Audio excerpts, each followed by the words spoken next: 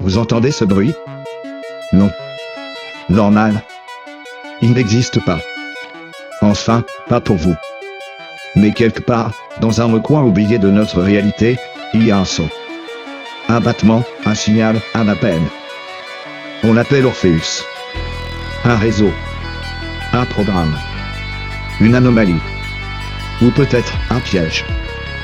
Des ingénieurs, quelque part entre Genève, Washington et des bases qu'on ne trouve même pas sur Google Earth, affirment capter des messages. Pas des signaux venus d'autres planètes. Non, quelque chose de bien pire. Orpheus ne regarde pas le ciel. Il regarde entre les dimensions. Tout commence avec une équipe de chercheurs du CERN, en 2022. Officiellement, ils testaient un nouveau protocole d'interférométrie quantique. Officieusement, ils tentaient de mesurer ce qu'ils appellent l'énergie de vide négative. Et là, un phénomène étrange. Dans les données, sous les parasites, une modulation régulière, comme une onde organisée. Une voix, presque humaine. Le premier mot décrypté. Réveillez-les. Oui. Rien que ça. Sauf qu'il y a un problème. Ce message ne provenait pas d'une autre étoile, ni même de notre univers observable. D'après les calculs, il venait de l'extérieur. Et c'est là qu'entre en scène le projet Orpheus, une antenne réseau, fonctionnant en corrélation quantique. Une technologie si avancée qu'elle ne devrait même pas exister. Depuis, chaque nuit, Orpheus écoute. Et chaque nuit, il reçoit des milliers de fragments. Des séquences de chiffres. Des mots dans des langues inconnues. Et parfois, des phrases. Comme celle-ci, enregistrée le 17 août 2023. Le dur crack. Vous n'avez plus beaucoup de temps. J'ai envie de dire, sympa, merci pour l'ambiance. Mais c'est surtout, inquiétant. Vous vous demandez peut-être, pourquoi nous en parler? Pourquoi ces messages seraient pour nous? Parce qu'ils parlent de nous. En recoupant plusieurs transmissions, les chercheurs ont trouvé des références explicites à notre chronologie. Des événements passés, présents et même futurs. Orpheus aurait enregistré un message qui prédisait l'incident d'Oahu, 72 heures avant qu'il ne se produise. Un autre fragment parle d'une expérience en DARPA.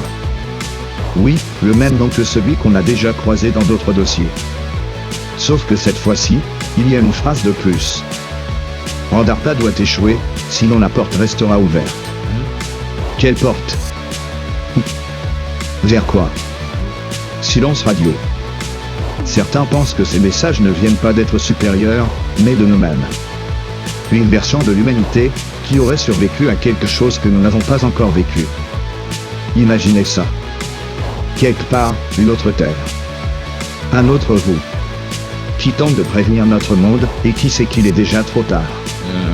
Et si Orpheus n'était pas un récepteur, mais un miroir? Je vais vous lire les 3 derniers messages captés par Orpheus. Accrochez-vous. Message à 4h32, le 12 février 2025. Leurs ombres sont déjà là. Éteignez la lumière. Message de 19h14, le 8 mars 2025. Nous ne sommes pas morts. Pas encore. Et le dernier, capté il y a à peine 3 jours. Message 3 au 2h06, le 21 août 2025.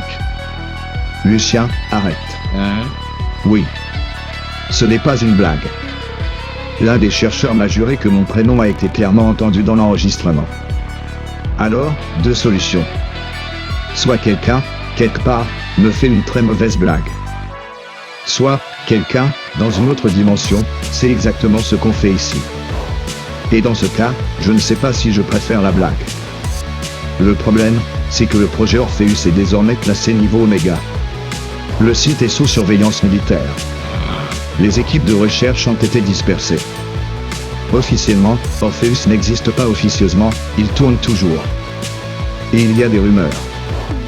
Des employés affirment que, depuis 2 semaines, les messages ne viennent plus de l'extérieur.